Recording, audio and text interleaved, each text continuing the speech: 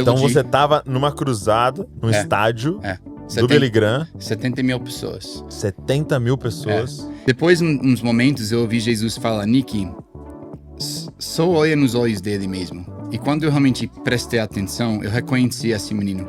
Porque ele foi o primeiro que eu batizei com Jesus na praia, na visão das margens da graça. E aí eu lembro que eu falei pra você, ó, e aí, vamos comprar essa casa, né?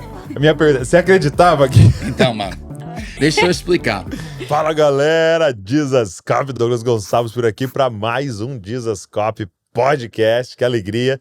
Toda segunda nós estamos juntos, essa mesa de comunhão abençoada, e a gente tem um objetivo aqui, com as nossas conversas, com todo mundo que a gente traz aqui, te deixar mais parecido com Jesus. Então a gente vai ver testemunhos, histórias, talvez você dê risada, você chore, mas o objetivo é esse, cara, é a gente olhar para Jesus juntos através da vida dos nossos irmãos e dessa comunhão abençoada. A gente pensou um dia, né, essas conversas maravilhosas que a gente tem aí nos restaurantes, e se a gente gravasse e mostrasse para as pessoas essas coisas tão inspiradoras que estão acontecendo no Brasil e fora do Brasil. E hoje, tô com um casal que eu tô assim há anos tentando, mas finalmente conseguimos. Vamos embora pro podcast de hoje.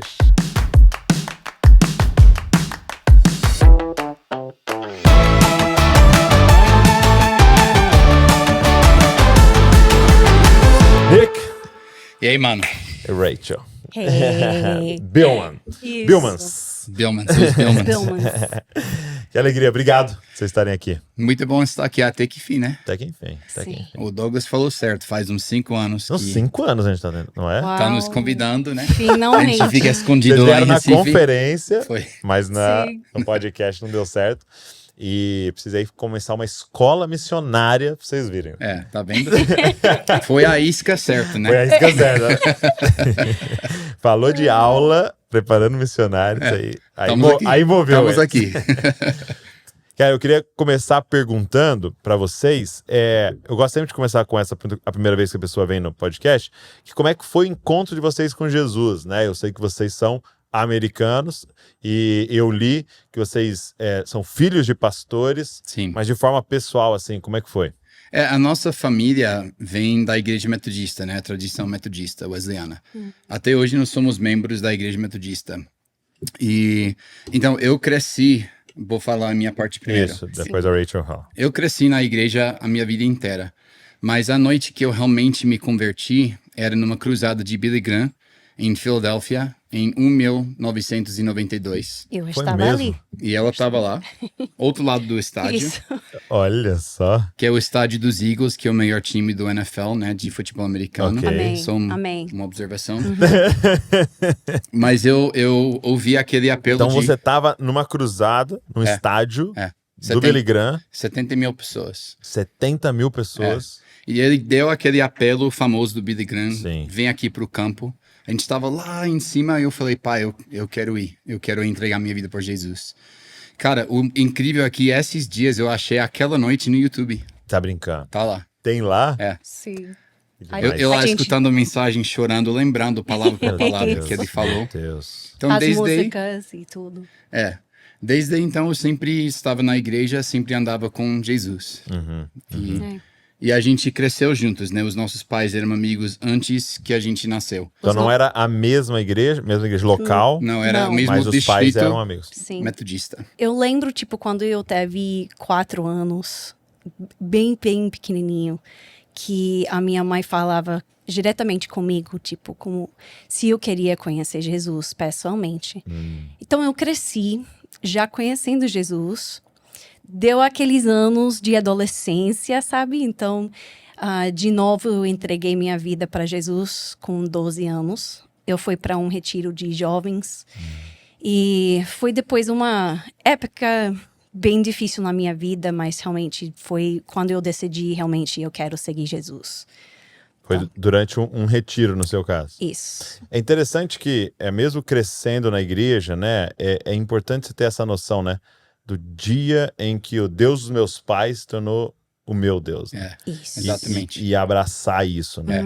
E esse envolvimento com a música, isso foi sempre assim? Foi desde Então, eu pequenos? comecei a tocar violão com 9 anos, porque eu queria adorar mesmo. Ok.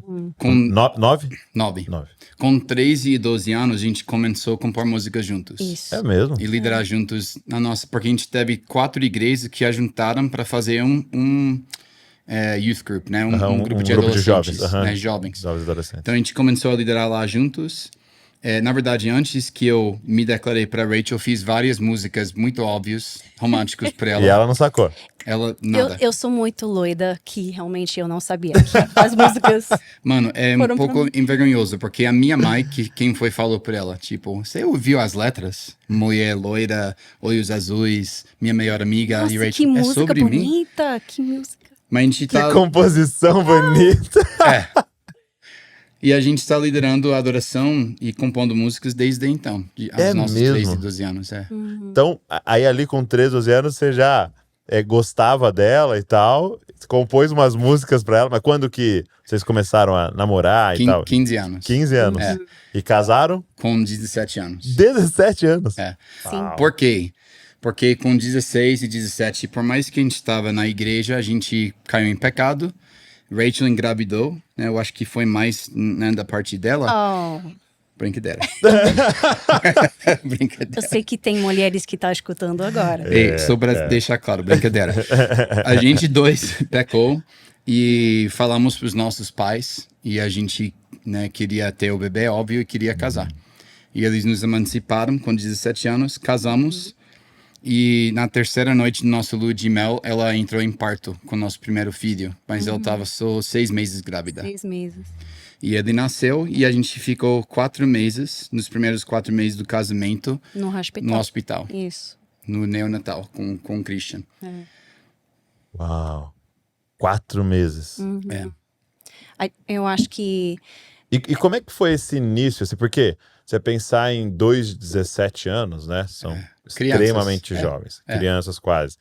E com um bebê. E com um bebê na UTI, né? No hospital. Como é que foi esse início? A gente cresceu rápido, né? Tipo, as prioridades mudaram bastante, né? Tipo, não teve mais aqueles noites que a gente queria sair com amigos, coisa assim. Não, foi algo bem sério. E ele estava muito doente, muito doente.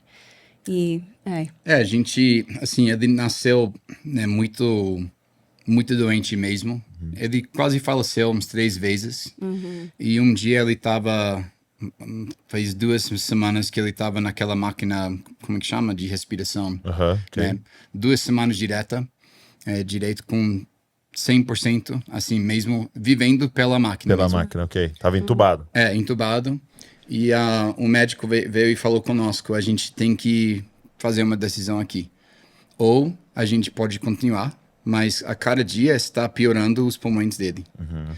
Ou a gente pode desligar e esperar um milagre, ou tem um tratamento num outro hospital, no outro estado, mas a transferência dele para lá pode matá-lo. E porque ele nasceu com 1 quilo, então estava bem, bem frágil, né? Passou um mês antes que a gente podia até segurar ele nos braços. sim. E nesse dia a gente foi orar com nossos pais, falei com a médica, amanhã a gente dá uma resposta. E, cara, no dia seguinte a médica nos ligou e falou, cheguem aqui o mais rápido possível no hospital. Chegamos e ele estava com uma nova equipamento lá. E ela falou, esse é o equipamento experimental que eu falei, que tem naquele outro hospital. Ela falou, seu plano de saúde não vai cobrar, vai ser $5.000 por dia. E eu falei, mas você falou que só naquele hospital que pode fazer? E ela, sim, mas eu creio tanto que isso vai curar teu filho, que eu fui lá na madrugada com uma amiga minha que trabalha lá e eu roubei a máquina e trouxe pra cá. Sério. Ela fez. 2 semanas depois ele foi pra casa. Isso. E o plano de saúde cobrou tudo.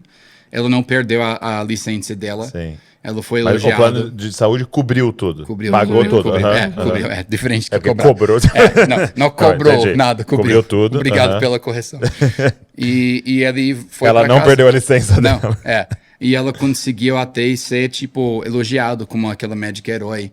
Eu sempre falo assim, mano, a gente crê, a gente vê muito no nosso ministério milagres e curas de Deus. Mas um médico arriscar sua carreira inteira, isso é Não, milagre isso também. Um milagre. Com Milagre. certeza. Então, Ela tá encarando como um sacerdócio aquilo ali. Né? Não Total, uma profissão qualquer. Não. Né?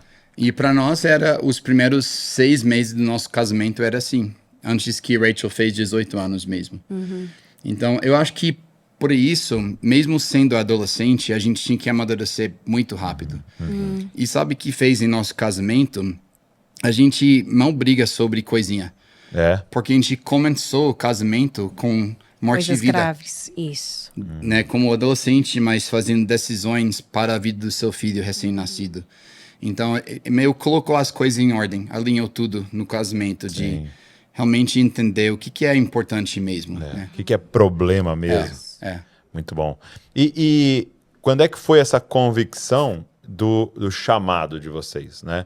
Porque uma coisa é, tive um encontro com Jesus, amo Jesus e tal. Outra coisa é essa convicção de, cara, acho que o Senhor está nos chamando para gastar a nossa vida, no caso de você, até num campo missionário, né? Quando é que foi esse despertamento, sim? Então, eu sempre quis ser pastor ou missionário, sempre.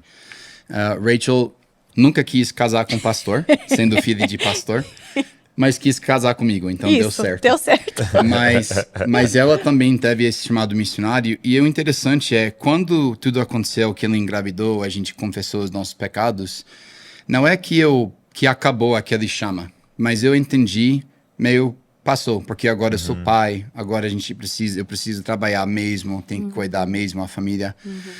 E uns 2 anos depois, o nosso pastor metodista veio e falou, Nick, eu tô precisando de alguém para cuidar o grupo de adolescentes da igreja. Você pode liderar isso? E eu falei, pastor, você sabe a nossa história, né? E ele, sim, eu sei, ele acompanhou tudo, né? Mas você entende que, tipo, Rachel engravidou? E ele, sim, e que eu fiz isso? E ele, sim, e eu. Então, não sei se eu seria uma pessoa certa. Não seria um exemplo. De referência, o exemplo. E ele fez uma pergunta e falou, então, Deus não te perdoou? Eu falei, não, sim, claro. E ele, mas você não se perdoa, então. Então, vamos orar por isso? Daí, com essa oração, mano, eu senti, tipo, quebrar da minha vida aquela culpa. E eu comecei a liderar os adolescentes e a nossa igreja cresceu, né, os jovens de 5 a 6 para 50. Deus começou a se mover lá. E a gente realmente sentiu, talvez é isso, servir na igreja local, talvez aquele chamado missionário, ou não agora, ou talvez nunca vai acontecer. Mas depois de 9 anos servindo na igreja local, eu fiz uma viagem missionária no Brasil com o Randy Clark. E, cara, foi doido, porque antes da viagem, eu tive uma visão na nossa igreja metodista lá em Pensilvânia. E nossa igreja era uma igreja de 200 e poucos anos. Quem implantou a igreja era um associado de John Wesley, então era muito antigo, com muita história. E eu amava sentar na capela e tocar o piano lá, porque o piano de lá era tipo, tava com 150 anos, né? Muita história, assim. E eu tava lá tocando e Deus me levou numa visão. E eu vi Jesus numa praia. E eu vi muitas pessoas estragadas de vida na praia. E ele estava levando cada um por um, no mar, batizando-los, e eles estavam sendo restaurados. Quando eles subiram das águas, eles estavam transformados. Em algum momento, Jesus falou, Nick, venha me ajudar. E eu fui e batizei 5 pessoas com ele. E no tempo todo, ele estava falando, não há nada além do meu amor. Não existe um lugar que meu amor não consiga alcançar as pessoas. E ele falou, mas eu preciso que minha igreja seja às margens da minha graça. Porque o mundo não consegue chegar às águas do meu amor. Mas a igreja são as margens que encontra as pessoas, apresenta Jesus e leva até o batismo. Daí eu fui para casa, falei para Rachel da visão, a gente fez uma música dela. Nunca pensei que tinha nada a ver com o Brasil. Porque a minha vida para o Brasil, porque na verdade Rachel ficou em casa, era muito mais para servir o Randy. Eu não sentia assim, vou para Brasil, mano, tipo, vai ser aí que Deus vai falar alguma coisa. E no dia que eu cheguei, o Gustavo Paiva estava lá com a Glória de Nova Geração em Goiânia. E eu acabei de conhecer ele e falou, Nick, você tem uma nova música? Eu tenho. E ele disse, você pode cantar? E eu falei, eu posso, mas tá em inglês. E ele falou, não, o brasileiro não importa com isso. Que eu amo do Brasil, né? Porque nos Estados Unidos não é assim. Você canta outro idioma, não entendi nada, né? Aqui pode ser finlandês e o povo vai adorar com você. Daí eu cantei e aquela noite todo mundo assim caiu pro chão chorando. Se ajoelhou assim. O amor de Deus era muito forte. Mesmo assim eu não entendi ou não conectei. A Rachel é muito mais, né, ligado que eu, às vezes espiritualmente, que aquela música e visão teve algo a ver com o Brasil e conosco. Só que um dia eu estava no hotel lá em Goiânia. Era um dia de descanso, todo mundo foi passear, mas eu fiquei e eu olhei na janela e teve um mendigo na rua. E eu queria tanto ir lá conversar com ele. Daí eu não achei um tradutor, mas eu vou tentar. E vocês sabem que nunca dá certo, né? Daí eu cheguei lá e what's your name? E o menino assim, hã? E eu gritei, você acha que gritando vai ajudar? Falar mais alto. É. Depois, uns momentos, eu ouvi Jesus falar, Nick, só olha nos olhos dele mesmo. E quando eu realmente prestei atenção, eu reconheci esse menino. Porque ele foi o primeiro que eu batizei com Jesus na praia, na visão das margens da graça. Daí eu sentei. Você lembrou do seu sonho. Vi ele e eu sentei 1 hora com ele, sem idioma, só olhando nos olhos dele. E eu vi Jesus nos olhos desse menino. Daí eu entendi, sim, que essa visão tem algo a ver com o Brasil e a gente. E o resto daquela viagem, eu encontrei todas 5 pessoas que eu vi na praia que eu batizei com Jesus. De rosto assim mesmo. E uma noite, Deus realmente fez uma cirurgia no meu coração. E ele me deu um coração para o Brasil e um coração e uma nova visão. Uma nova visão sendo mulheres em prostituição, crianças que passaram por abuso sexual, as marginalizados, né? Só que Rachel não estava comigo nessa viagem, ela estava em casa. Daí eu fiz um Skype ligando para ela, isso aí 2008. Isso. Antes de Wi-Fi no celular e tal. Daí eu entrei no Skype e falei, amor, preciso contar uma coisa para você. Ele estava bem nervosa. Eu percebi que dizer, ele... a gente vai mudar para outro país. Isso. Só que Jesus é tão bom, que eu estava em casa, eu estava dobrando roupas, essas coisas santas, né? E Jesus me mostrou Nick no chão e eu vi um relógio em cima da cabeça dele que passava 7 vezes. Então, eu falei, Jesus, Nick não é o tipo de pessoa que, tipo, frita no chão. Ele carrega isso, mas isso raramente acontece com ele. Então, eu sabia que Jesus estava fazendo algo no coração dele. E a única coisa que Jesus falou foi, quando o seu marido vai te ligar, eu preciso saber a sua resposta. E eu falei, Jesus, a minha resposta sempre vai ser assim, sempre. Então, Nick, tipo, rolando nessa conversa de, oi, amor, tudo bem? Tava enrolando. Como você está? Como tá os filhos? E eu, amor, já tô sabendo. A gente tá mudando pro Brasil e a minha resposta é sim. Meu Deus. E daí, algumas noites depois, o Andy me pediu para pregar numa igreja. E indo nessa igreja, eu falei, Deus, você tem uma palavra específica para essa igreja? E ele falou assim, eu quero para você dizer a eles, se eles não amem as prostitutas, eu não vou honrar a igreja deles nessa cidade. E eu, olhando na janela do ônibus, a gente estava em Brasília agora, passando a zona vermelha lá, que é o mesmo distrito de hotéis. E eu vi todas as mulheres com o rosto da minha filha Leila, que estava com 4 anos naquela época. E Deus falou, elas são minhas filhas, mas nem sabem disso ainda. Ou não receberam o poder ainda de se tornar minhas filhas. Quem vai falar para elas que existe essa adoção, se elas crerem, né, no meu filho? Eu falei, Deus, eu vou dar minha vida por isso. Então, aquela noite mesmo foi a noite que, de fato, assim, Deus redespertou esse chamado missionário, mas também definiu o que é. Porque eu acho que quando você é muito jovem, missão é muito ampla. Muito ampla. Vou no campo. Onde? Não sei. Nas nações. Qual? Pra quem? Não sei. Mas essa noite era assim, né? Logo depois, quando cheguei no hotel, teve 3 mulheres se prostituindo na avenida, na esquina do hotel. E eu chamei uma amiga minha, falei, vamos lá orar por elas. Porque agora eu estava com esse coração. E a gente estava tão empolgado que fomos até as meninas, chegamos na frente e lembramos que nem os dois falamos português. Então imagina, mano. Achei que sua amiga ia traduzir. Então imagina, 3 mulheres viu um casal, entre aspas, gringo, saindo de um motel. Elas estavam com uma ideia totalmente diferente. Totalmente errado. Eu cheguei e elas, oi, boa noite. Eu, boa noite. E elas, boa noite. E eu, Deus te abençoe.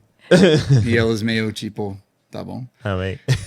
Daí eu lembrei que atrás do crachá, quando você viaja com o Randy Clark, ele dá algumas orações. No caso, você está numa igreja sem tradutor. Só que são orações para igreja, culto de cura, de transferência de unção. E eu, eu vou tentar uma dessas. E eu, Em português, as três. em português, lendo, mano. E eu, onde dói? Porque em um culto de cura, você vai Onde perguntar, dói? onde dói? Eu, Ok. onde dói? E as mulheres, o quê? Eu, onde dói? Tá bem aqui, dá pra ler aqui. E ela assim, olhando que eu sou louco, né? Daí eu, deixa eu tentar o outro. E eu olhei pra primeira, você tem dor? E ela, não. Eu, E a segunda, você tem dor? E ela, não. E a terceira, e eu orando assim, Deus, deixe que ela tenha alguma coisa, porque senão... Dá uma dor pra ela. Dor de cabeça. Não tem mais nada a orar. Eu olhei na terceira, você tem dor? E ela, tenho. Eu posso orar pra você? E ela, sim. Eu, onde dói? E ela apontava pra barriga. Daí minha amiga botou a mão dela, a gente orava, ela chorava muito. Óbvio, não podia nem perguntar que foi, né? Mas depois eu falei, você tem dor? E ela, não mais. Daí eu vi que ela chamou as 2 amigas, tipo, deixa eles orar pra vocês. A gente orava, ela chorando nos nossos braços. E aquela noite eu entendi, eu nasci por isso. Eu nasci pra fazer isso, nasci pra ser uma vida que chama essas pessoas para a mesa do Pai. E daqui pra frente, desde então, a gente tá totalmente vivendo isso, né? A nossa vida, a nossa paixão, não só da gente, nossa equipe, mas também despertar isso na igreja também, para as igrejas locais serem lugares que chamam essas pessoas para a mesa do Pai também. Então a nossa vida foi destruída de uma forma muito linda. Então, o significado de Shores of Grace É. é esse, né? É as margens da graça. É. Então, é aquele encontro da terra e o mar, né? Então, esse oceano do amor de Deus, vocês serem esse caminhar para dentro desse amor. E esse Muito lindo. entendimento, né, dupla de também levar a Do graça marginal. até os marginalizados. Muito bom. E eu estava lendo aqui, a Nath sempre faz para mim um pouco do histórico do convidado, de que você trabalhava na época, você trabalhou por um período assim com finanças e RH e numa empresa muito grande, né? Foi. Então, nessa época você estava trabalhando? Não, eu já tinha saído para o Ministério Integral. Né, os primeiros 6 anos do nosso casamento, eu trabalhei para essa empresa, que era uma empresa de Forbes 200 lá nos Estados Unidos. O que significa Forbes 200? Um dos 200 empresas maiores do mundo. mais ricas. Mais ricas, Uau. Não maiores em quantidade, mas em grana. Né? E eu comecei lá trabalhando com os arquivos, depois recursos humanos, depois finanças. Mas com 6 anos trabalhando, estava trabalhando assim 70 horas por semana e liderando os adolescentes da igreja. E a gente decidiu de deixar a empresa e entrar no Ministério Integral. Então, E como foi essa decisão? Porque eu acho que tem um monte de gente aqui nos ouvindo, nos assistindo, que tá perto desse período aí, né? Então, mano, assim, foi difícil e fácil no mesmo momento. Né? Porque envolve uma questão financeira. Total. Né? Naquele ano, eu ganhei $100 mil daquele ano de comissão, né? E a gente saiu para uma igreja que nos pagava $20 mil por ano. Por ano. Então a gente perdeu 80% da nossa renda. Só que eu realmente começou para mim, porque depois de um ano da vida da nossa filha Leila, a Rachel falou comigo assim, você pode dar um banho para ela, pode me ajudar com ela? Eu falei, amor, eu não posso, estou cansado, trabalhando muito e tal. E ela falou, ela tem 1 ano e você nem deu banho para ela ainda. E eu falei, você tá exagerando, né? Você tá assim... Daí eu fui pensar e ela estava certa. Em 1 ano eu quase não passei, tempo mesmo com meus 3 filhos na época. E eu entendi, Deus falou para mim, Nick, alguns podem ser bivocacionais, mas você não. Você tem que escolher. E eu vou te abençoar na empresa ou eu vou te abençoar no ministério. E eu e Rachel oramos e eu falei, então, a gente quer entrar no ministério. E eu senti Deus falou assim, bom, foi essa que eu queria para vocês. Tipo, eu acho que às vezes Deus nos dá uma opção, mas nessa busca de decidir, Ele quer que a gente encontre o coração dele, né? Então, para nós era isso. Então, a gente começou a pastorear uma igreja em Texas, mudamos de Pensilvânia para Texas. E daí... aí agora era a igreja toda? A igreja toda, com pastores, senhores e adolescentes. Era uma igreja pequena. A gente fez tudo. Tudo. Então, mas é muito... É insano o que Deus faz. Porque hoje nós temos os Shores. E hoje nós temos 70 missionários e 55 funcionários com carteira assinada. Tudo isso? Tudo isso. Então são 120 pessoas ali mais ou menos na equipe. Então, tudo que eu aprendi no RH e no mundo das finanças, agora eu preciso mesmo. Isso é muito doido. É muito doido, né? Porque teve anos Cada estação, né? É uns estágios, né? São escolas de Deus. É uma preparação, isso. Porque teve épocas que eu pensei, eu não sei porque eu trabalhei 6 anos em uma empresa enorme fazendo algo que não tem nada a ver com meu chamado, com o reino. Mas não existe isso. A gente que faz essa separação, né? Mas Paulo mesmo fala em Colossenses, faz tudo que você faz para a glória de Deus. Então Deus também vai usar todas as coisas em nossa vida. Então muitas coisas que eu vivi no mundo empresarial, que hoje eu boto em prática todos os dias com o nosso ministério também. Nossa, que incrível isso. Eu percebi isso muito na minha vida, assim, porque quando eu me formei na escola, né, eu fui fazer psicologia, né? Só que fazendo psicologia eu era apaixonado por design gráfico. Então eu ficava estudando design e tal, enquanto fazia o curso de psicologia. Só que aí eu trabalhava com meu pai editando vídeo, né? Editando as pregações dele. E tava liderando os jovens da igreja. Então assim, falei, se você colocar psicologia, né? Se colocar liderança de jovens, edição de vídeo e design num saco assim, ó. Em balançar, aí sai o Dizascope. Sai um Dizascope. Mas é lindo isso. É muito doido. É lindo o que Deus faz. Ele não desperdiça nada. Né? Agora, como é que entrou na vida? Porque assim, quando eu penso no Nick, na Rachel, me vem muito a mensagem da paternidade. Né? Sim. Claro que está relacionada às músicas, mas assim, é uma parada que vocês carregam com vocês, essa questão da paternidade de Deus. Quando é que isso entrou na vida de vocês? Desde o início, queimava essa mensagem de forma específica? Sim, e eu acho que até com nossa história de se tornarem pais com 17 anos, a gente tinha de ter paternidade e maternidade mesmo, sabe? Nem é tipo, pai espiritual, não, eu tinha que ser pai com 17 anos. Né, eu tenho que também reconhecer os nossos pais são incríveis também nisso. Os nossos pais foram juntos para Toronto, o avivamento em Toronto nos anos 90, nos enviaram depois para lá, nos anos do avivamento mesmo. Isso. E lá carrega muito a questão de paternidade, né? Tem uma mensagem lá disso. O coração do pai. Assim, eu não vou dizer que eu recebi disso lá, porque eu acho que eu recebi muito mais na mesa da minha casa, com meu pai. Com o pai da Rachel. Por exemplo, quando Rachel engravidou, eu liguei para o pai dela sem saber que ela tinha contado. E eu falei, queria falar com você e marcar um tempo. E ele falou, não, eu tô sabendo que Rachel tá grávida. E eu fiquei apavorado. E ele falou, filho, eu te amo e juntos nós vamos conseguir passar por tudo isso juntos. Então ele sempre foi um pai para mim. Então acho que essa paternidade foi gerada em nós, das nossas famílias. E de serem pais muito novinhos também. Mas também eu sempre tive, né? Eu comecei a liderar estudo bíblico de jovens com 13 e 14 anos. Então eu sempre tive essa coisa de liderar pessoas mais numa forma paterna, assim, de vamos chamar na mesa, vamos chamar lá na sala de estar, ter esse tempo juntos. Mas óbvio que o nosso trabalho aqui aumentou, né? E cresceu muito mais também para os que não têm pais. Né, para realmente órfãos, realmente crianças que não têm pais ou não podem estar com seus pais, né, porque a gente tem os dois perfis.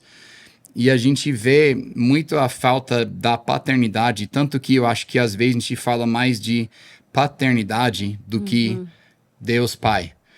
Paternidade é o ato de ser um pai. Ok. Mas Jesus não veio para revelar a paternidade de Deus, ele veio para revelar o Pai, né? João capítulo 1, 18. Ele veio para fazer o Pai conhecido a nós. Então, às vezes, a gente quer entender a paternidade, mas, na verdade, tem que ser uma revelação de quem é Deus Pai. Verdade. Que Deus é Abba Pai, que Deus é o Pai das luzes, que Deus é o Pai do universo, sabe? Então, sempre foi uma mensagem, eu acho que muito profundo em nossos corações mesmo. Muito bom.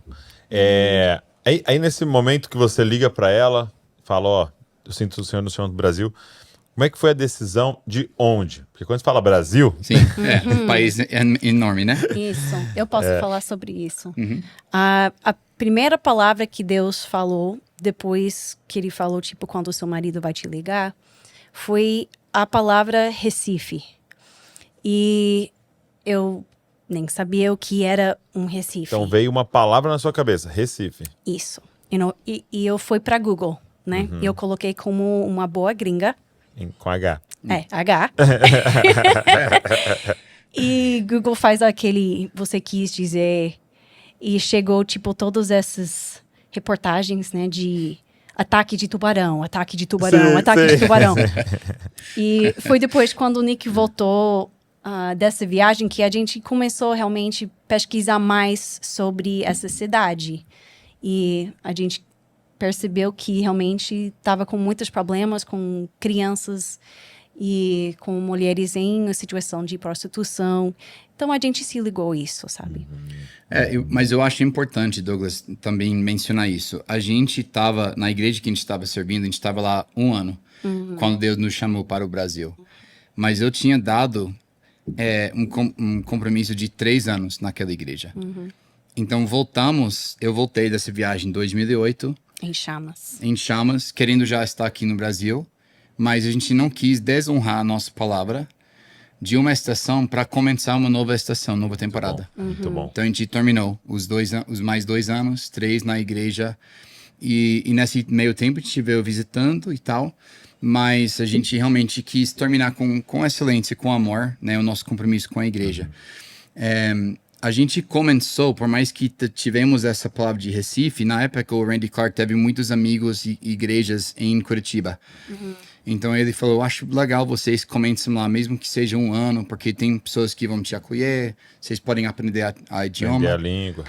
Então a gente fez, se mudamos para Curitiba, fizemos uma escola de missão em Curitiba de 9 meses também, numa igreja batista lá, que a gente fez amizade com eles.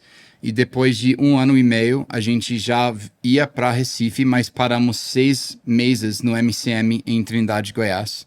Porque eles tiveram, na época, Meninas dos Olhos de Deus, estava abrindo casas lares aqui no Brasil. E a gente queria aprender deles. Tipo, vamos abrir Vila Betânia, mas eu nem sei, tipo, as leis, não sei nada do Brasil nesse sentido. Então, passamos 6 meses lá e em 2012 chegamos em Recife. Entendi. Teve algumas estações antes aí. E a ideia de quando vocês vieram, porque você enfatizou bastante o Senhor falando muito sobre as mulheres em situação de prostituição, né? De alcançá-las e tal. E eu sei que trabalho maravilhoso lá com elas e no evangelismo e discipulado. Mas também todo mundo conhece a Vila Betânia. Então, quando vocês vieram, vocês já tinham a ideia também de uma casa de acolhimento para as crianças? Sim. É muito interessante, porque antes da nossa mudança para o Brasil, Deus falou quase nada conosco. De estratégia, de planos, quase nada. Tanto que um dia eu estava indo passar um tempo com Jesus e a minha filha Leila, na época, ela teve essa fala sempre. Ela falava, papai, eu posso ir? Por todo lugar que eu fui. Papai, eu posso ir? Eu quero estar contigo. Eu posso ir? Posso ir? E nesse dia eu falei, não, filho, eu preciso um tempo só com Jesus. Daí Jesus, me mostra, tipo, como que a gente vai fazer isso no Brasil? Eu nem sei nada, assim, eu posso estudar idioma, mas eu não sei por onde começar. E me mostra as estratégias dos céus e me mostra como vai ser o nosso ministério daqui em 5 anos, né? Dá uma visão. Uma visão assim, concreta. E Deus falou, Nick, você ainda não entende muito bem o que é ministério, mas sua filha entende bem. Ministério se chama papai, eu posso ir?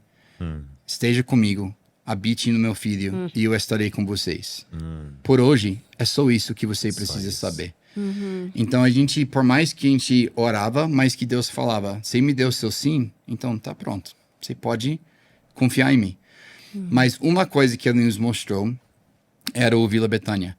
Porque eu entendi, só alcançar as mulheres que já estão em prostituição nunca vai acabar com o problema de prostituição. A gente tem que trabalhar na prevenção.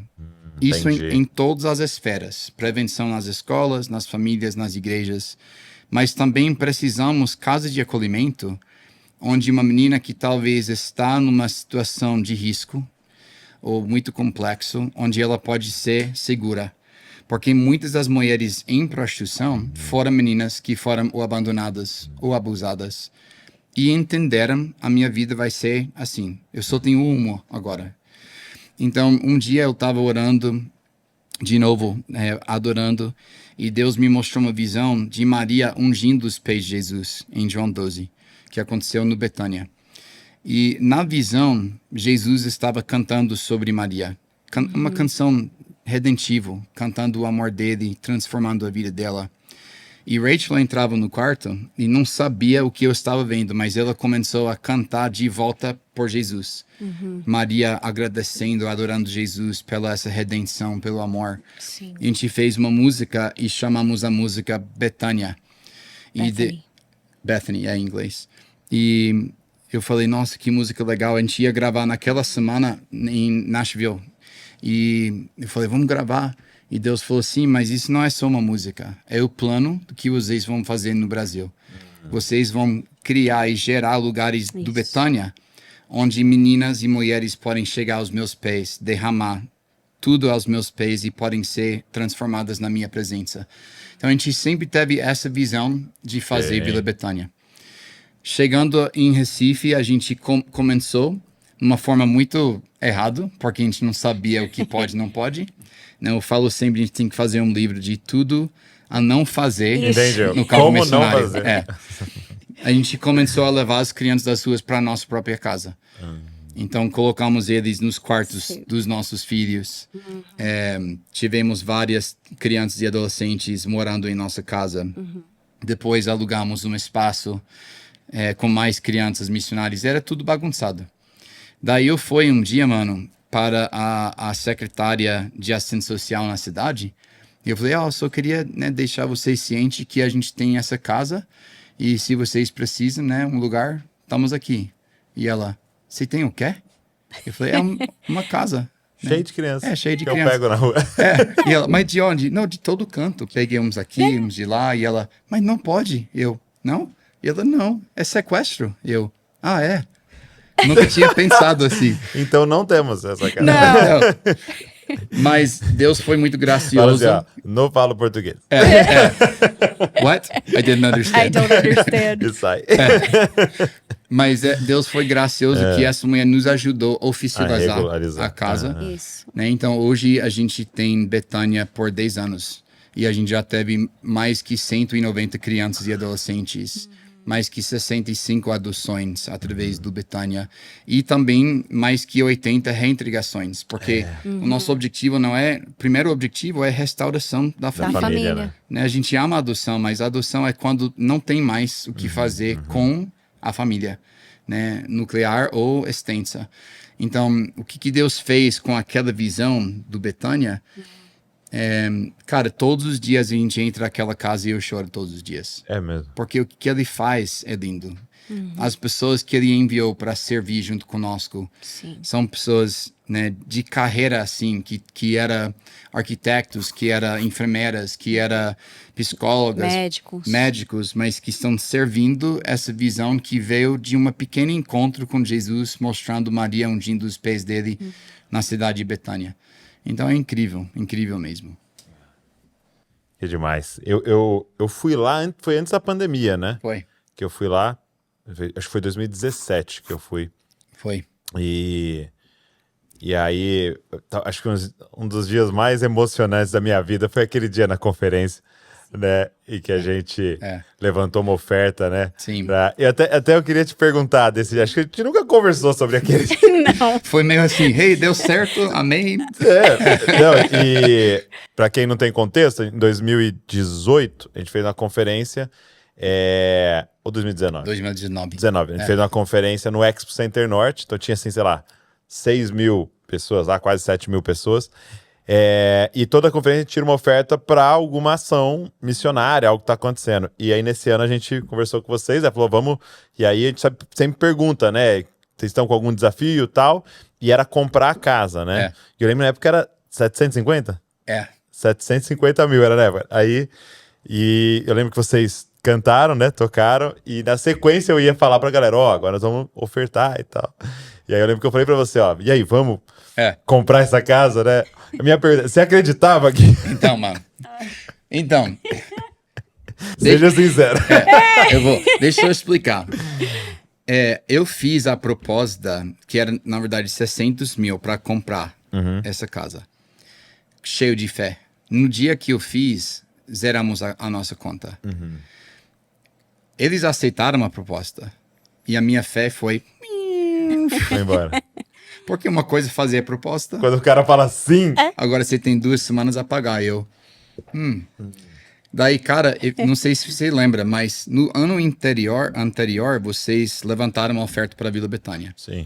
Nesse ano 2019, vocês estavam conversando com outra missão, alguma coisa não deu certo e você me ligou. Cara, vocês aceitam novamente? Cara, aceitamos a oferta, né? Oferta.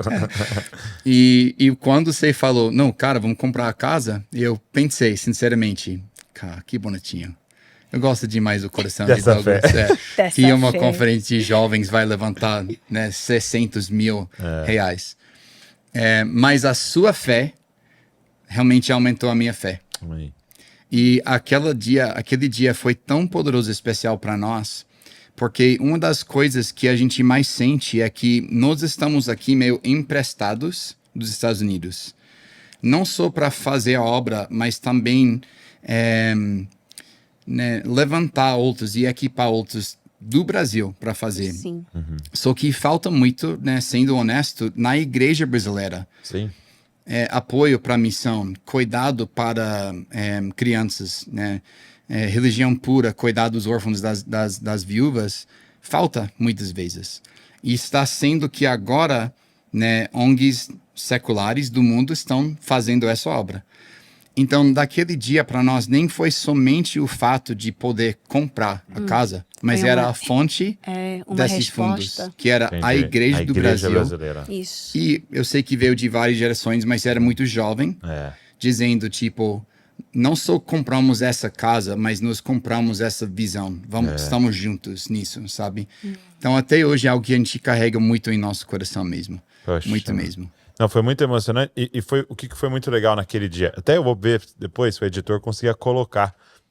A gente chorando lá no primeiro filme. Esse minutinho assim, que a gente foi colocar no telão. Vamos ver se a gente conseguiu. A gente colocou no nosso coração que a gente queria levantar uma oferta para comprar uma casa para os órfãos.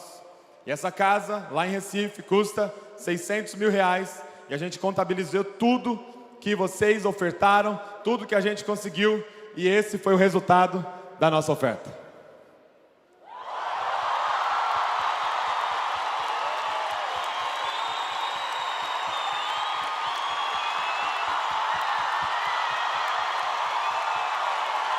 Nós compramos uma casa para os órfãos da nossa nação.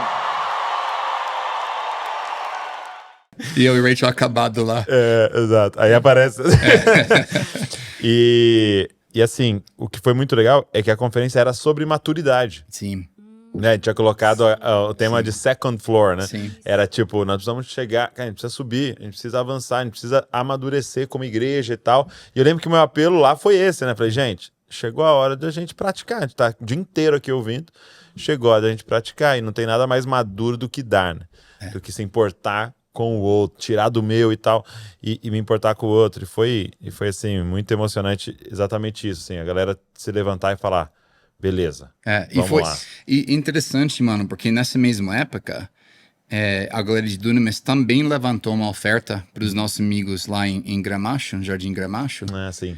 Né? E era tipo, não sei, um mês entre... Isso, geralmente é sempre segundo semestre as duas. E eu senti assim, Deus está fazendo alguma coisa sobre maturidade mesmo. Porque está vindo dos jovens da igreja para realmente investir. Porque eu vejo nem só doação, é um investimento. Investimento. Vamos investir no reino que Deus está fazendo em nossa terra. Né? É incrível. E essa noção, né? Acho que pra galera que tá nos ouvindo aqui, tinha 6 mil pessoas lá. Então, o que representaria R$100 de cada um, né? E vamos falar a verdade. Hoje, você vai 2 vezes comer um lanche com mais alguém, é esse o valor. Sim. Né? Então, às vezes, para você é algo que vai ser pouco, mas se você fala, cara, eu quero ser fiel nisso aqui, e a gente for despertando mais pessoas para serem fiéis com seus 5 pães e 2 peixes, Isso. cara, nós vamos mudar o Brasil. Mas às vezes a gente fica, não, mas isso aqui meu, se não der, pouco. não tem problema. O importante é o empresário lá dar 100 mil. E não é, o senhor parece que ama fazer com esse monte de pouco, Sim. né? Com certeza. Ele sempre faz mais com pouco, que a gente entrega.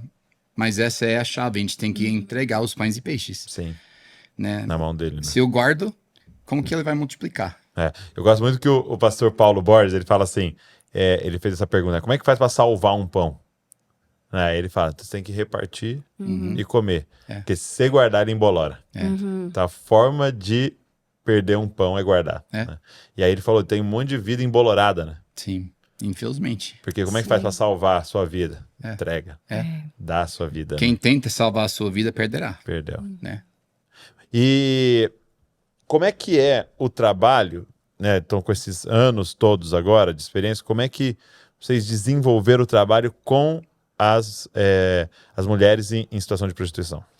Sim, então, cara, o primeiro ano que a gente estava aqui, ali em Recife, a gente ajudou 12 mulheres a sair da rua de prostituição. Ok.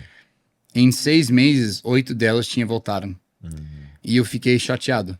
Reclamei com Deus. Tipo, Deus, eu não mudei minha família para cá, para isso, né? E Deus falou, Nick, mas você está sendo o salvador delas. Você dá emprego. Naquela época, mano, a gente estava gerando emprego. Tipo, faxineira, tá, a gente vai contratar você aqui. Cozinheira, tá, a gente vai contratar você aqui. Entendi. Criando um emprego, né? Criando um emprego, assim. Mas não era nem nada digno, era muito mais dar algo para fazer. E a gente alugava apartamento para elas morarem. E eu aprendi, depois daquilo, que 2 coisas. Elas não tiveram um encontro com Jesus. Ok. Talvez algumas, mas a maioria era muito mais um encontro conosco. E entendeu a gente, um povo compassivo, mas não ao encontrei o meu Salvador. Ok. E segundo, elas não fizeram passos da sua própria liberdade. Então a gente mudou depois daquele primeiro ano, que agora se uma mulher fala, eu não quero mais me prostituir, a gente vai dizer algo assim, você já trabalhou em alguma coisa? Assim, eu tenho algumas experiências. Você tem um currículo? Eu não tenho. Então vem para a base na segunda-feira e a gente vai fazer um currículo juntos. Se ela vem, isso mostra, ela vai fazer uns pequenos passos. Ok. Se ela não vem, não é que a gente desiste dela, mas a gente vai aguardar o momento que ela fala. Ela precisa dar o passo. Daí, você tem sua carteira de trabalho? Não, eu perdi. Tá, vamos lá juntos fazer. Você já fez isso? Já fez um curso? Vamos fazer um curso? Então a gente dá pequenos passos. Só que, mano, o lindo disso é que depois de 6 meses, ela olha para trás e vê, eu fiz isso. Isso. Eu consegui. Porque a pessoa que está presa em prostituição, né, num país como o Brasil, onde prostituição é legal, ela tem direito a se prostituir, não tem nada proibindo ela, se ela tem 18 anos pelo menos, a prostituir. Então, quando ela entra, é muito difícil para ela sair daquela mentalidade de eu não volto mais para cá. Porque eu digo assim, não é dinheiro fácil. A vida de prostituição não é fácil. Mas é dinheiro rápido. Porque ela sempre tem a tentação. Eu posso ir na avenida e conseguir R$1.000.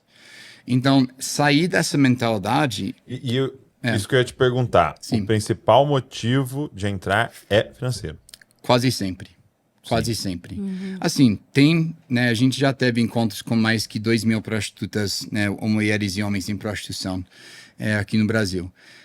Tem diversas histórias, mas a maioria são questões socioeconômicas. Tá, entendi. Mas assim, se a questão socioeconômica fosse resolvida, ela não voltaria. Não, mas ela precisa ainda daquele encontro com Jesus também. Sim. Porque o que ela precisa? Entender o seu valor. E a gente só encontra o nosso valor quando a gente vê a cruz. Porque o nosso valor foi decidido lá na cruz. Então, não adianta só dar emprego. Ok. Né? A gente tem mulheres hoje, cara, que saíram de prostituição, a gente ajudou com curso, com mentoria. Hoje é advogado de direito da mulher, hoje é nutricionista, hoje tem sua própria empresa. Mas nem todas essas amam Jesus. Algumas delas queriam sair de prostituição e a gente ajudou a achar um caminho. Mas o nosso propósito como ministério não é só, deixaram de prostituir? Bom, não é que ela vai se apaixonar por Jesus. No reino, né? Né? Então é meio uma, como é que chama? Uma trilha de dois, né, de trem. Um parte é trabalhar essa questão econômica e social, outro é o discipulado, evangelismo. Então, a gente tem outras mulheres que encontraram com Jesus de uma forma linda, poderosa, e saíram daquela noite e nunca mais voltou. E até hoje não tem esse lado social resolvido. Mas estão apaixonados por Jesus. Sim. Mas o que a gente quer são os dois. Porque, pensa, mano, quando você se prostitui, né? Porque a maioria das mulheres nas avenidas do Brasil não tem capitão. A maioria delas são independentes. A maioria? A maioria.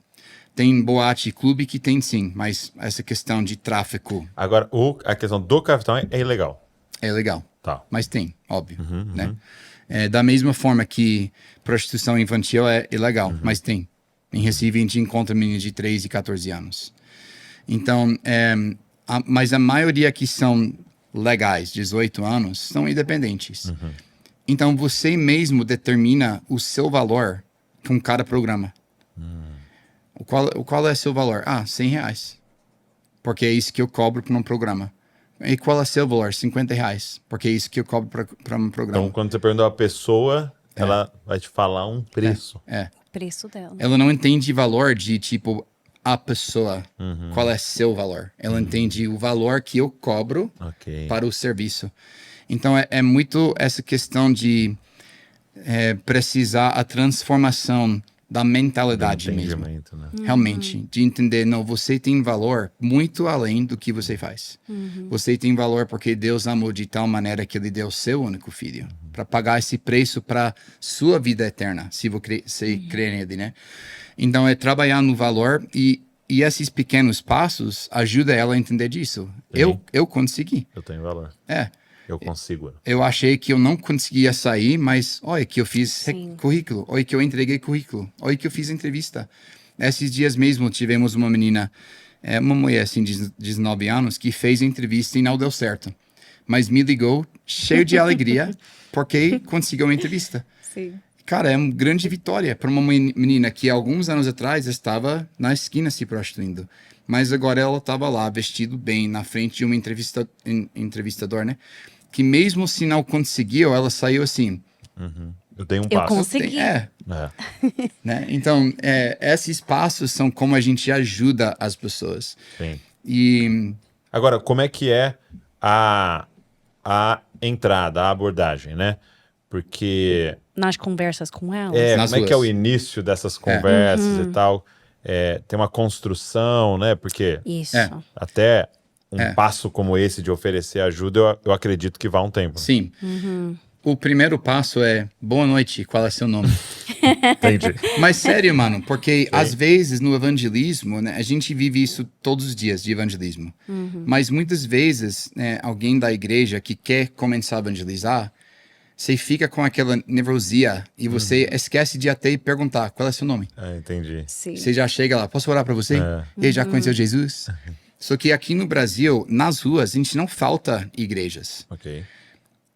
Ou seja, se você começa a falar com essa linguagem mais de crente, elas podem até entrar nessa linguagem. Muitas delas frequentam as igrejas. Muitas delas cresceram na igreja. Eu já tive mulheres em prostituição, uma vez uma mulher em prostituição que me julgou por ter tatuagem. Eu falei, eu posso orar para você? E ela, com essa tatuagem? É pecado, hein? E eu assim, sério? E ela, eu não quero sua oração não, com essa tatuagem. E eu, tá Ok. bom. E eu saio assim, espírito de rejeição, né? Então tem uma Se sentindo religiosidade, impuro, né? atei nas ruas. Então a gente chega dizendo como é que é seu nome, como vai sua noite. Agora, para nós, um valor, né, central de Shores é urgência e consistência. Como assim? Então, eu preciso ter uma urgência no coração para entregar, né, a mensagem do evangelho para os perdidos. Mas eu preciso fazer isso numa forma consistente. Ou seja, eu não estou procurando aquele testemunho pipoca. Foi lá, tal coisa aconteceu, botei no Instagram, uau, olha isso. Não, eu quero voltar cada semana no mesmo lugar. Sim. Estamos semeando, lançando sementes cada semana. Com essa mentalidade, se a mulher fala assim, não quero falar com vocês, a gente fala, tudo bem, muito obrigado por seu tempo. Só que semana que vem, estamos de volta. Ei, tudo bem? Você está podendo falar? Não quero falar com vocês. Tá, tudo Ok. bem. A gente vai respeitar o espaço da pessoa. Daí, Porque uma das questões que deve ser uma dificuldade, que de certa maneira você tá no momento que a pessoa tá trabalhando, né? isso. Mano, É. quando Então você vai a no conversa Starbucks, é meio que atrapalhando ela, Isso. né? Do trabalho dela. e por mais que eu não gosto disso, eu preciso respeitar. Sim. Da mesma forma que você está no Starbucks, Sim. quer dar uma palavra pro cara e ele, cara, eu tô trabalhando. Você vai respeitar. Mas, A gente tá criando amizade. Sim. E através, tipo, relacionamento genuíno. genuíno. Genuíno. E que realmente, tipo, nenhum relacionamento funciona se a pessoa não sente que você realmente importa com a vida da pessoa. Então, eu sou mãe, né? Eu sou esposa, eu sou mulher. Então, eu posso ministrar através desses dons que eu tenho. Essa conexão que eu vou entender com ela. Você tem filhos? Quantos filhos você tem? E a gente vai, tipo, se conhecendo melhor através das conversas. Às vezes, tipo, as primeiras conversas que a gente tem com elas, a gente nem fala sobre Jesus. Porque realmente a gente está mostrando quem é Jesus através da nossa fala, através do nosso toque, através do nosso olhar para elas. E quando elas começam a se abrir mais, a gente vai ouvir quando elas estão prontas realmente para sair ou para dar aqueles primeiros passos. É por isso que o logo de Shores é a chave. Ok. Porque a gente quer receber as chaves de Deus para destrancar os corações das pessoas. Isso. Ou seja, pode ser uma chavinha daquela noite. Que aquela mesma mulher que por 2 meses falava, não quero falar com você, ou até nos xingou. Né? Eu brinco que eu aprendi todas as palavrões em português nas ruas. Porque eu não sabia que a pessoa estava gritando. E eu, ei, o que é essa palavra? E os missionários, não fala isso. Ah, entendi. Entendi. Mas talvez daquela noite ela não nos xingou. E eu já vejo uma pequena vitória. Opa. Talvez ela uma noite fala, pode orar para mim, mas agora não. Isso é uma grande vitória. Talvez uma semana depois ela, vamos aqui no canto, vocês oram para mim? Então a gente vê esses processos e passos com a mesma urgência, a mesma chama de ver aquela pessoa Isso. transformada e salva. Mas com uma paciência no processo, entendendo que Entendi. nós não somos resgatadores de ninguém. Jesus é o único resgatador. Só Amém. apresenta, né? É. Isso. Então é urgência e constância. E consistência. Consistente, mas Urgência. constância Aham. também. Você pode compartilhar com um de vocês dois um testemunho assim que foi algo muito marcante para Sim. vocês, só para a galera compreender. Justamente nessa ideia. Hoje, a mulher principal, que é a nossa intercessora principal, tá? Ela ora para nós todos os dias. Todos os dias eu recebo uma oração dela, sem falta. Mas eu conheci ela 7 anos atrás, não, mais agora. Mais agora. 9 ou 10 anos atrás, Sim. nas ruas de Recife, na esquina. Ela, nos primeiros, talvez, 6 meses, mal falava conosco. É. Mal olhava nos olhos. Não, ela sempre pegava o celular, assim, que a gente chegou. Fingindo assim que, né? E a gente faz, né, os jantares de amor do pai e chamamos as mulheres da avenida. E ela sempre foi, mas comia e saía, não ficava para mensagem. Quando a gente, né, perguntava como você está, ela não respondia. Isso por uns 6 meses. Depois dos 6 meses ela melhorou um pouco, mas ainda não deixou a gente orar com ela. Ela era muito fechada assim. Depois de um tempo, assim, deve ser de 2 anos, a gente dando palavras para ela. A gente busca muito o dom profético. Então Deus fala conosco uma palavra específica, palavra de conhecimento. Damos muitas artes proféticas para ela.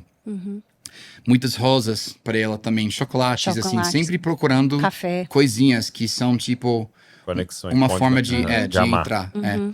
E depois de 2 anos ela sumiu das ruas. 6 meses ela estava sumida. Ninguém sabia onde ela estava, nem as outras meninas tiveram mais contato com ela. E daí ela me chamou para ir na casa da mãe dela, depois de 6 meses.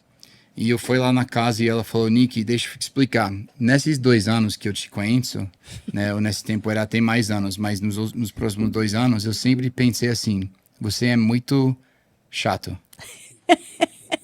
E eu te chamei aqui em casa para te falar. Que massa, bom. E ela, não, deixa eu explicar.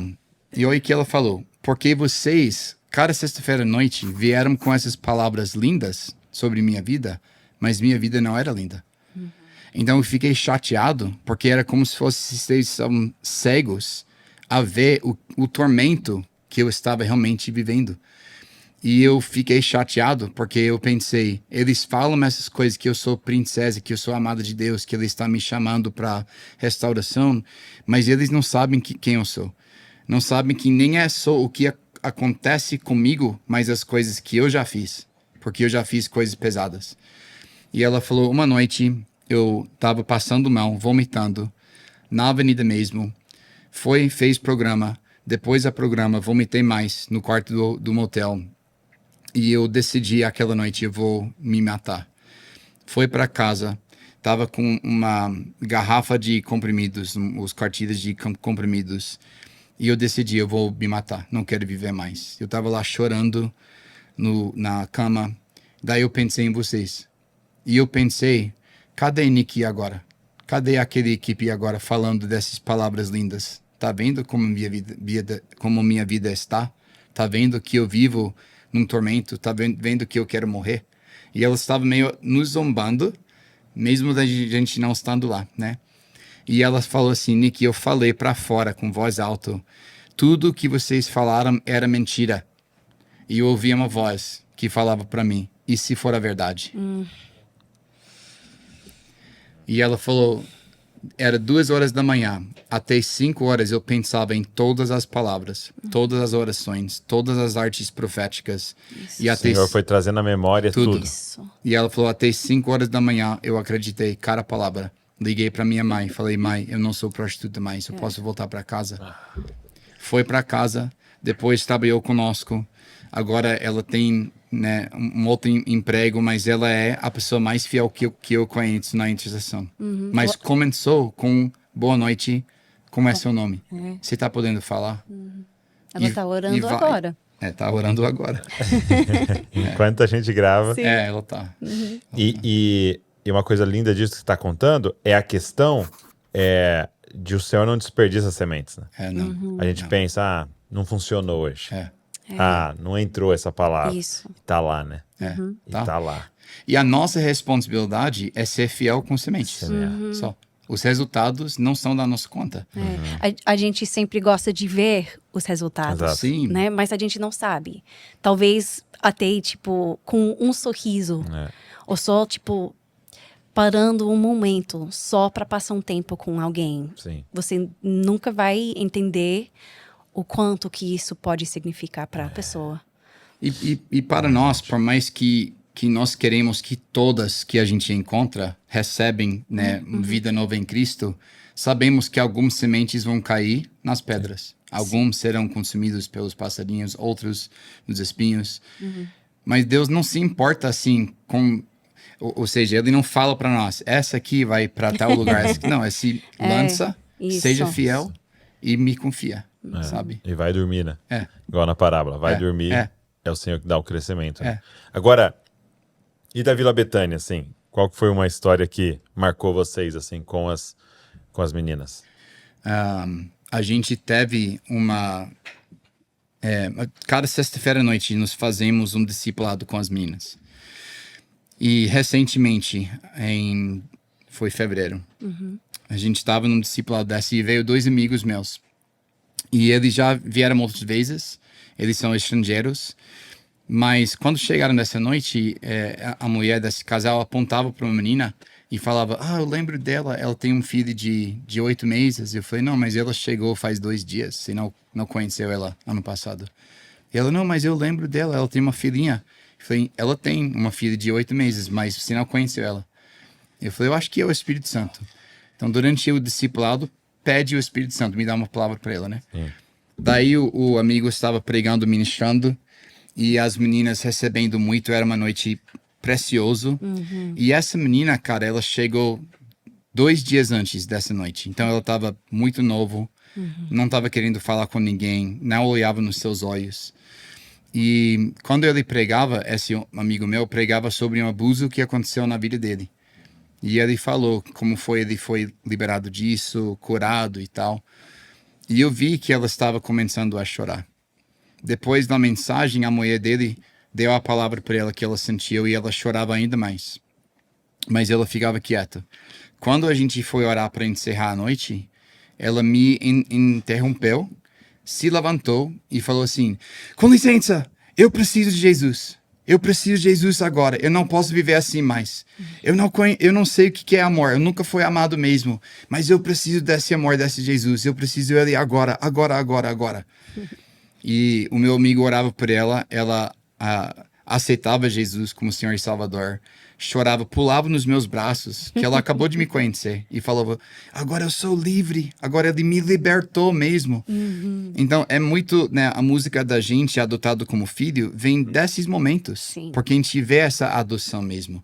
Que realmente o entendimento não é só que Jesus me ama, mas eu fui adotado e agora eu tenho uma família. Eu tenho uma grande Essa é a família. nossa história. Isso. Então foi um testemunho recente, mas adoração no Vila Betânia, para nós, é o melhor lugar de adorar. Melhor. Por isso que a gente não viaja muito no Brasil mais, porque é tão gostoso estar na sala de estar com as meninas e vendo elas realmente, assim, tangivelmente conhecendo o amor de Cristo. É incrível. Meu Incrível. Deus. Poxa, meus amigos, obrigado. Foi um prazer, mano. Foi um prazer. Obrigado. E não obrigado só por esse podcast, mas obrigado por esses anos que vocês têm semeado na nação brasileira. Amado o Brasil, amados brasileiros, amado essa terra, o esforço também de não só servir ali, mas viajar e tentar cooperar no despertamento da igreja. Obrigado por todos esses anos e que... É o nosso privilégio.